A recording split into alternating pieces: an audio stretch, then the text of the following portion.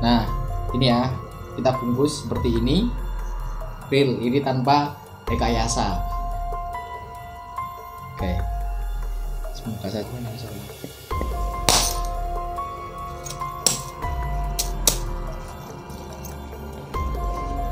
Oke, kita buka ya sahabat.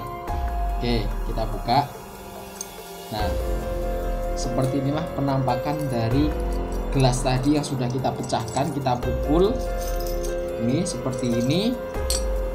Langsung saja kita praktekkan.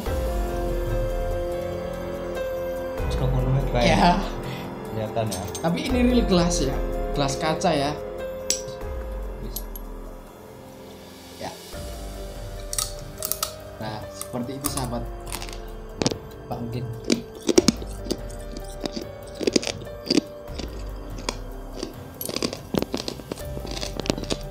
Dengeran nggak ya?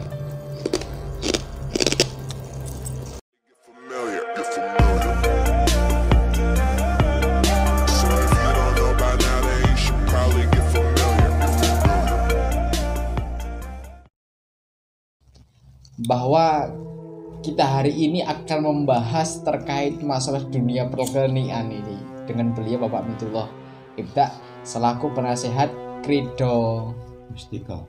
Sanggar Barong. Nah, Sanggar Barong Kredo Mustiko dari Kabupaten Blora ini ya. Walaupun aslinya Pak Ati, tapi beliau ini penasehat dari kesenian Blora.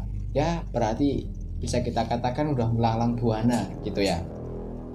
Nah, sahabat Aswajanesia, kali ini terkait dengan masalah dunia klenik. Tentunya sahabat Aswajanesia udah sering lah melihat orang memakan pecahan kaca atau kalau orang Jawa bilangnya beling gitu ya. Nah, ada banyak perspektif terkait hal tersebut. Ada yang mengatakan bahwa itu terkait dengan dunia gaib. Namun juga ada pandangan yang lain. Itu bukan dari dunia gaib tapi lebih ke realistis gitu ya, entah itu kebenaran atau apapun itu. Nah, hari ini dengan beliau kita akan membahas terkait hal tersebut. Apakah ini bisa dikatakan makan beling itu dibantu dengan hal-hal gaib atau tidak? Nah, ini bagaimana Pak? Bisa dikaitkan nggak hal tersebut dengan itu makan beling itu? Ya, sebelum ke situ, kalau kita melihat beberapa seni Jawa itu kan banyak ya. Kalau di tempat saya ada barongan. Oke. Barongan padi, di Blora juga ada barongan. Tapi fenomena barong di padi itu di sela-sela pertunjukan biasanya ada jaran kepang. Nanti dia makan banyak hal, benda-benda termasuk beling, kaca itu tadi, kemudian tebu, terus daun kelapa dan sebagainya. Dan itu banyak sekali ditemui di beberapa daerah, tidak hanya di Jawa ya. Di daerah Sunda tentunya ada debus, dan di beberapa atraksi-atraksi kayak misalnya banser itu kan juga bagian dari fenomena seni yang tentu seni itu tidak hanya dilihat dari segi jorok ataupun adegan yang dilarang ataupun adegan yang memang tidak wajar, anomali gitu loh. Dan itu bagi saya ada yang memang murni sulap, ada yang memang itu sebuah keberanian karena dia harus berlatih kan. Seperti kungfu itu kalau nggak terbiasa juga akan repot. Begitu pula ketika kita memecahkan bata dengan tangan 10 prak itu bisa, itu juga latihan. Tapi sebenarnya itu bukan fenomena sulap saja, tapi bukan juga fenomena bantuan hal-hal yang lain, hal gaib. Dan bagi sebagian orang yang tidak memahami di seni ini, maka dia sering menyebut itu bagian dari syirik, bagian dari sesuatu yang menyimpang dari ajaran Islam. Cuman bagi saya karena sering dari kecil sampai sekarang mengawal seperti itu, saya kira itu bukan hal yang mistis atau hal yang gaib ya, tapi itu soal keberanian saja, soal latihan. Karena itu kan sebenarnya wani atau enggak gitu loh, berani atau tidak. Kalau kita berani ya coba aja, kalau enggak ya nggak usah menyebut pula itu bagian dari klenik lah, terus syirik lah atau kafir bid'ah. Itu sebenarnya tanpa klarifikasi atau tanpa deteksi yang lebih dalam. Nanti kita contohkan saja, saya juga dulu sering latihan, mungkin nanti bisa kita praktikkan. Makan kaca atau beling. Berarti bisa dikatakan sebenarnya itu tergantung dari psikologi kita sendiri ya Pak ya. kayak psikologi kita itu kuat akan menghadapi hal tersebut atau tidak gitu kan. Ya, Bukan soal hal yang lain. keberanian kan bisa psikis kemudian juga fisik.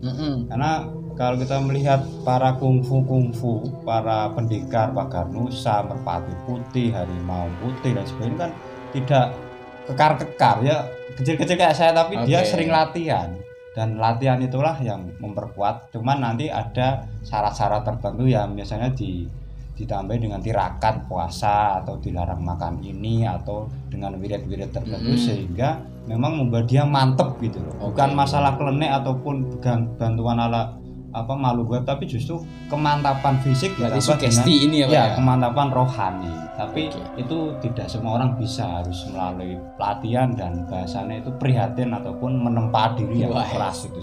Berarti tetap kembali lagi kepada sering nggak kita latihan untuk melakukan hal tersebut gitu ya. Bukan semata-mata instan kita menggunakan bantuan itu agar bisa, tapi seperti yang beliau sampaikan bahwa itu kembali lagi kepada keyakinan kita, sugesti kita bisa atau enggak. Nah, sahabat Aswajaris ya, kali ini kita akan mencoba, bukan kita ya, tapi beliau akan mencoba mempraktekkan ini karena saya nggak terbiasa dengan hal tersebut. Saya biasanya yang wajah seperti inilah gitu ya. Nah, di sini udah disampaikan sama beliau ini ya. Ini ada gelas masih utuh gitu ya, gelas bening. Nih. Ini coba kita pukul. Ya, masih real seperti biasa. Walaupun nah, ini ya, kita bungkus seperti ini. Real, ini tanpa rekayasa. Oke. Semoga saja insyaallah.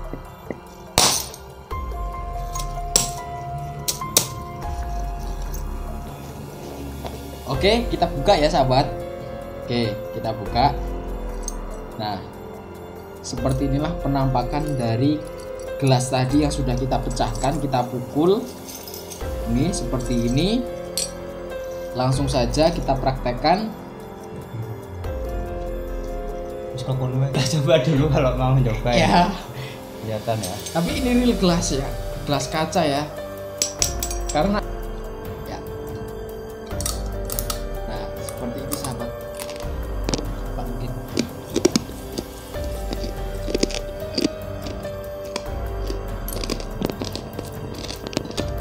Kedengeran nggak ya?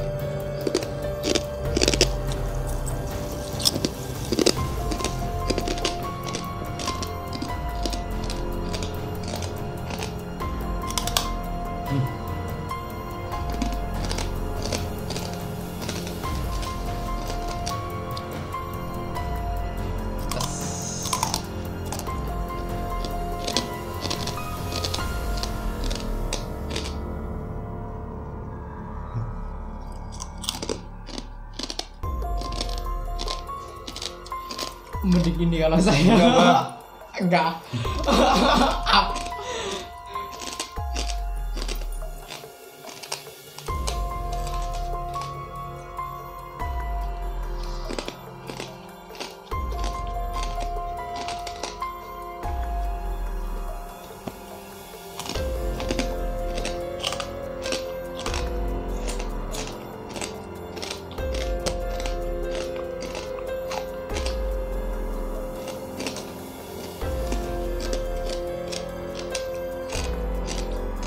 Ini sahabat, nih lebih nikmat ini sahabat.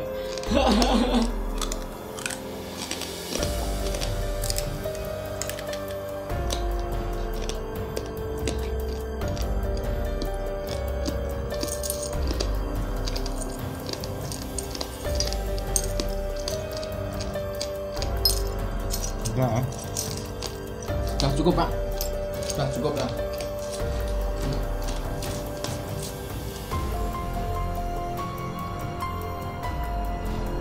Oke, seperti itu sahabat.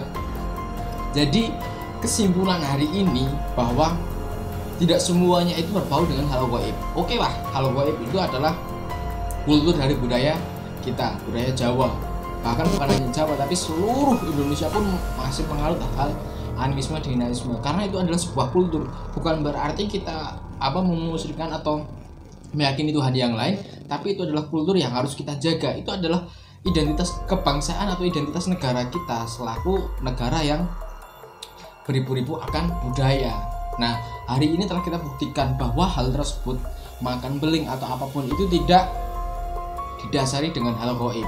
Jadi memang benar real bahwa itu adalah sugesti dari diri kita sendiri.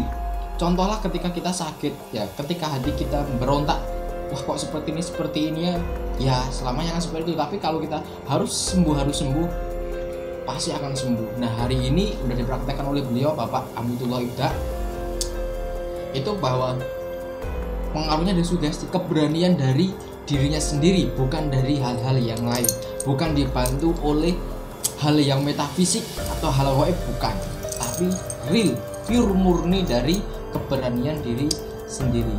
Nah, seperti itulah sahabat, bahwa semuanya tidak selalu dikaitkan dengan hal-hal gaib. Oke, pembahasan kali ini cukup sekian sahabat.